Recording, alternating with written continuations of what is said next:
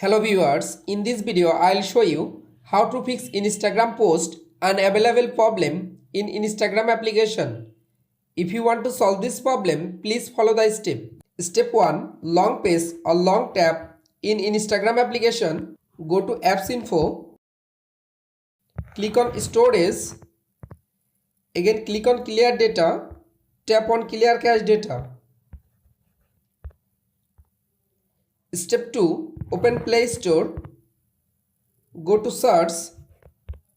Search Instagram app. Update your Instagram application latest version. You make sure your Instagram application is up to date. Step 3. Open your phone setting. Go to Wi-Fi.